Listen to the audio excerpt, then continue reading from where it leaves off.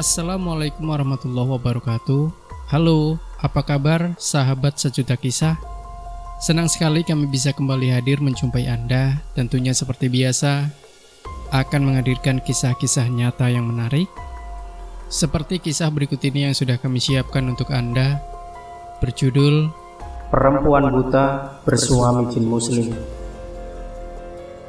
Kisah mistis ini ditulis berdasarkan penuturan Ahmad Busyairi, saksi mata kejadian.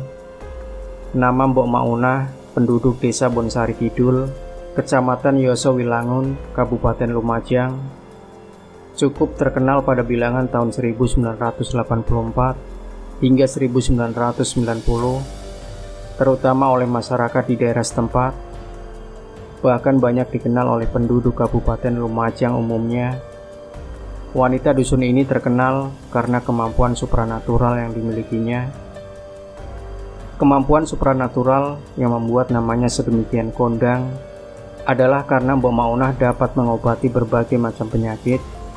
Tapi, apakah sebenarnya rahasia yang dimiliki oleh sosok yang tak pernah mengenyam bangku pendidikan ini?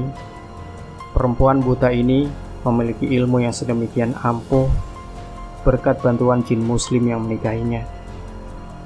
Ahmad Busyairi, saksi hidup yang merekam perjalanan hidup Mbok Maunah, menuturkannya kepada penulis untuk kemudian diceritakannya kembali kepada pembaca dengan harapan bisa diambil hikmahnya.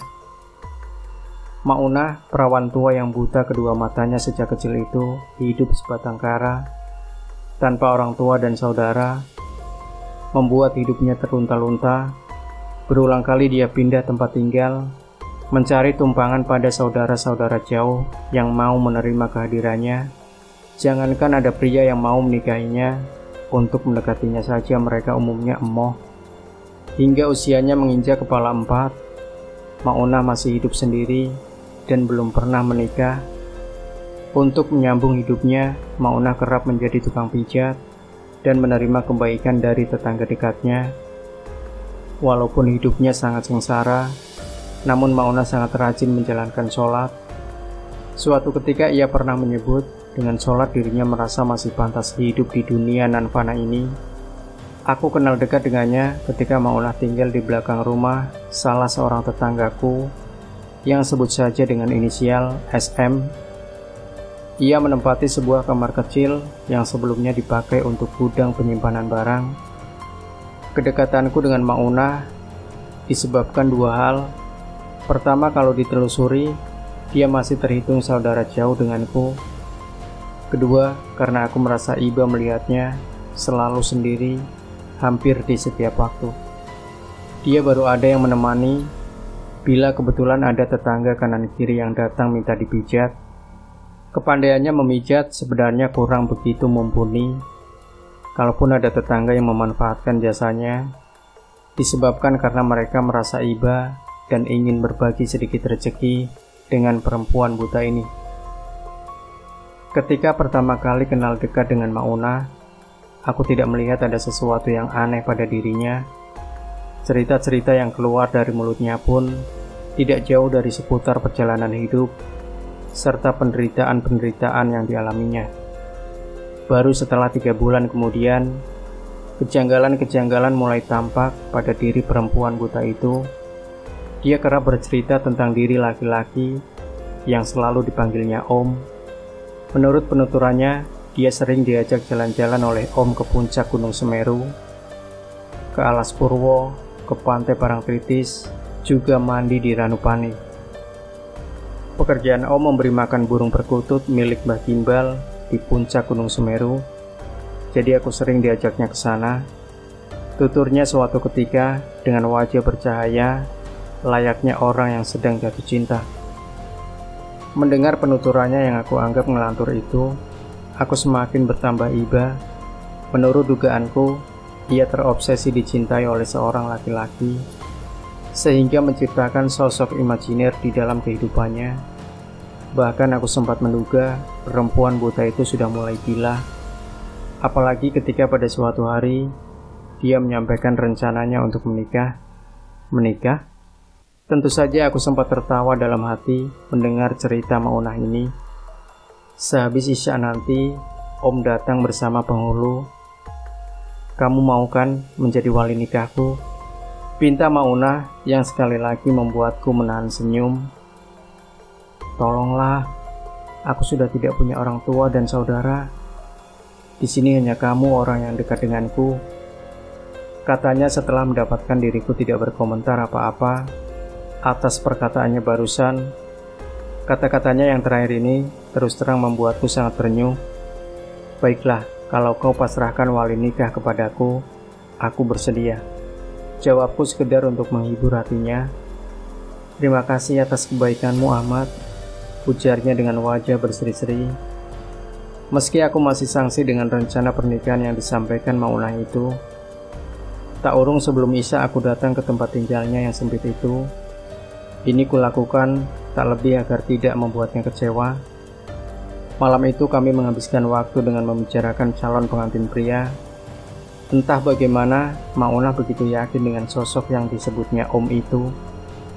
Aku yang lebih sering menjadi pendengar sempat merasa geli menyimak penuturan Maunah yang seolah tidak ada habisnya bercerita tentang diri calon suaminya itu. Perasaan geli yang bercampur dengan iba. Kurang dari setengah jam setelah adzan Isya berkumandang, pintu diketuk dari luar. Disusul suara uluk salam yang terdengar berat dan dalam. Aku membalas salam itu sambil beranjak dari tempat duduk dan membuka pintu. Anehnya, ketika pintu dibuka, aku lihat di luar tidak ada orang. Tentu saja aku jengkel, karena kuanggap ada seseorang yang sengaja usil menggoda kami. Tapi sebelum rasa jengkel itu sempat hilang, suara yang tadi mengucapkan salam sudah terdengar lagi di dalam ruangan. Tutup saja pintunya. Saya sudah berada di dalam. Kata suara itu membuatku terkejut. Aku semakin terkejut ketika mengetahui di dalam ruangan tidak ada siapa-siapa kecuali Maunah. Lalu suara siapa sebenarnya yang kudengar barusan itu? Duduklah dan tidak perlu takut. Aku calon suami Maunah. Aku dari bangsa Jin dan beragama Islam. Aku datang ke sini bersama penghulu dari bangsa kami dan meminta bantuanmu untuk bersedia menjadi wali nikah bagi Maunah. Kata suara itu menjelaskan jati dirinya, juga keperluannya. Aku yang masih terbawa oleh perasaan takut, hanya mengiyakan semua perkataannya dengan tubuh gemetar. Ketika prosesi pernikahan berjalan, tubuhku bersimbah keringat dingin. Kesadaranku seolah hilang dari awal hingga akhir acara. Bahkan ketika pulang ke rumah, kejadian yang aneh itu terbayang terus di pelupuk mataku. Bagaimana mungkin hal yang sangat muskil itu sungguh-sungguh terjadi? Esok harinya aku jatuh sakit, mungkin karena terbawa oleh perasaan takut yang teramat sangat. Tapi entah kenapa, aku tidak mempunyai keberanian untuk bercerita kepada siapapun juga tentang pernikahan Maunah dengan bangsa Jin Muslim itu. Aku bahkan sengaja menghindar dengan pergi ke rumah saudara-saudara di luar kota 2 minggu lamanya. Pulang dari luar kota, kabar tentang pernikahan Maunah sudah menjadi rahasia umum. Beberapa tetangga malah sempat memintaku bercerita tentang peristiwa pernikahan itu, dan yang membuatku mengembangkan senyum, kabarnya kini Maunah setiap hari kebanjiran tamu. Mereka datang untuk berobat, karena sejak pernikahan itu, Maunah dipercaya memiliki kemampuan supranatural yang dapat menyembuhkan segala macam penyakit. Tentu saja kemampuan yang didapatnya dari jin muslim suaminya. Untuk membuktikannya, kau berkunjung ke tempat tinggal Maunah. Ternyata benar, sebelum bisa bertemu dengan perempuan buta itu, aku harus antri terlebih dahulu. Tapi aku bersyukur, sifat Maunah tidak berubah meski hidupnya tidak lagi kekurangan. Dia tetap menerima aku dengan ramah dan menuturkan banyak cerita sebagaimana hari-hari sebelumnya. Tidak hanya Maunah, suaminya pun juga baik. Bila tidak sedang ada tamu, jin yang lebih suka dipanggil Om itu selalu mengajakku bercengkrama. Tentu saja aku hanya bisa mendengar suaranya, sedang wujudnya tak pernah aku lihat.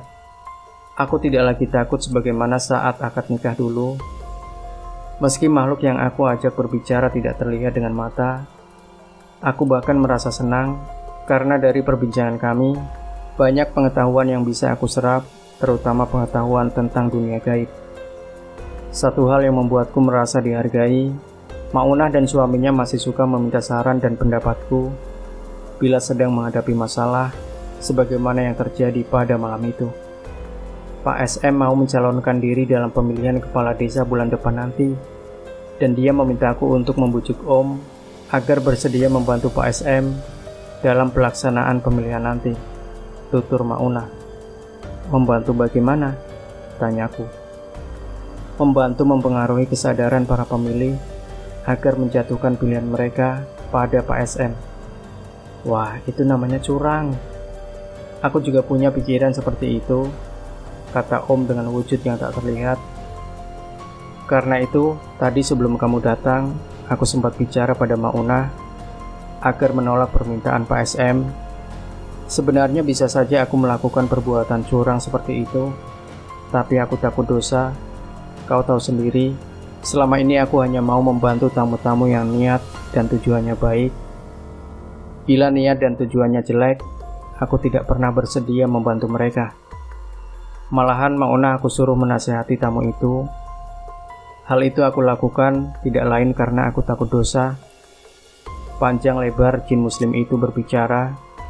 Aku sendiri sebenarnya juga tidak setuju dengan niat Pak SM. Tapi untuk menolak rasanya sulit. Selama ini dia telah banyak menolongku. Utamanya memberikan tempat ini untuk aku pakai. Jika aku menolak, dia pasti akan mengusirku dari sini. Maunah berkata setengah mengeluh, tidak usah takut bila Pak SM mengusirmu dari sini. Bumi Allah masih terbentang luas untuk kamu tempati. Nasihat suaminya.